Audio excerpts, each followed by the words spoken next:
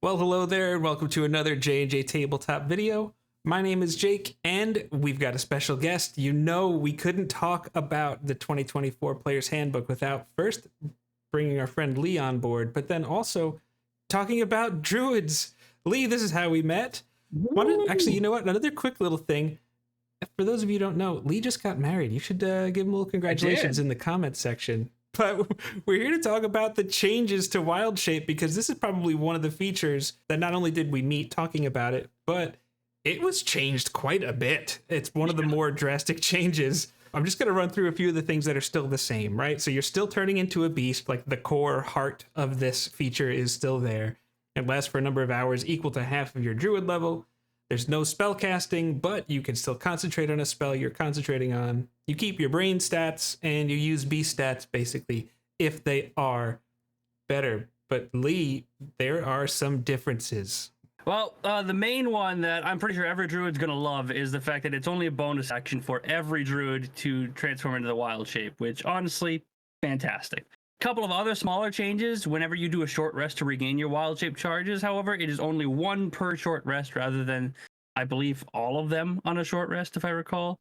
And then, unlike the past Druid with 2024, you now only know a certain number of beast shapes you can transform into, but you can swap them out over the course of a long rest. So it's kind of like changing a spell cantrip over a long rest like wizards or other classes get. There's no limit to swim cast form or swimming forms. Like at level 4, you can swim. Nope, you can just do that at level 1.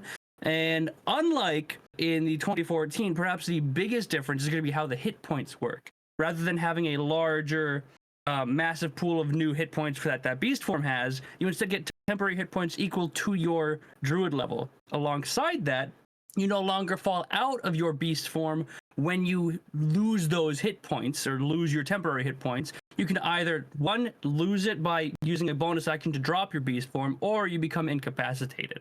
And those are really the main changes. Yeah, there's a lot there. Bonus actions, that's definitely a nice thing. There's a lot of smoothing out of action economy resources. I kind of like that one.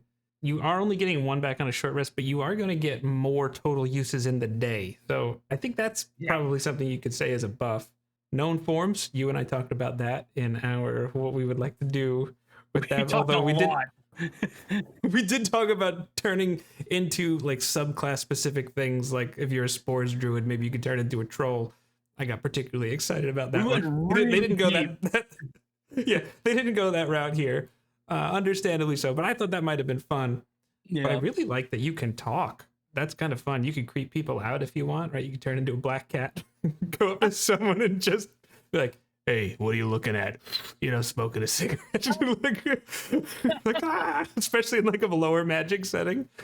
Cats don't grow fingers when they use wild shape. Hey, how you doing? It's just, yeah, no, but what if you picked it up in between your paws? If you were viewers at home, if you were a DM with a tail, it's even better. You're just holding this. I'm getting Cheshire cat vibes from Alice in Wonderland. I think the additional pool of hit points is probably the biggest change. That's why we're all here. But the Moon Druid still does that better. They get temporary hit points equal to 3 times their Druid level. So instead of capping out at just 20, they cap out at 60. So you're still extra tanky if you do this. They're not going to get elemental forms anymore, but they still get the higher challenge rating creatures. Right? It's their level divided by 3 on the CR thing, rounded down, of course. They get better armor class. They get an armor class floor of 13 plus your wisdom modifier. So starting out of the gate, you're going to be having 16 or 17 probably if you're rolling for stats. But they also get a list of spells that they can cast while in beast form, which is obviously different. One of them being Starry Wisp. So Lee, you could be a shark with frickin' laser beams shooting out your eyes. I definitely could. And then I love me some teleporting. Eventually, you even get to teleport as a moon druid. You kind of get like this once per round. Eventually, you get like a moon smite damage kind of a feature. And you could even bring someone with you when you teleport, which is so good. So good. I love doing that. What do you think about these changes? Like, are they fair? Do you like them? Are they stronger? Are they worse? everyone knows they're slightly worse, right? At least in terms of raw combat potential, but everyone also accepts the reality that they needed to be nerfed, right? Everyone understands why this happened. I actually think they did go about this a very good way. I love the temporary hit point aspect of it. I think that's fantastic. I love being able to talk in your beast form. I think that is something that was much needed, especially for, scouting purposes and such like that, or being a smoking cat who likes to freak out patrons at a tavern. And I love the fact that the Moon Druid doesn't just get stronger beast forms per se, but it adds to what the druid can do by casting in your druid form, as well as some additional jumping around with teleports or extra damage with your beast attacks and such like that. I think that's great.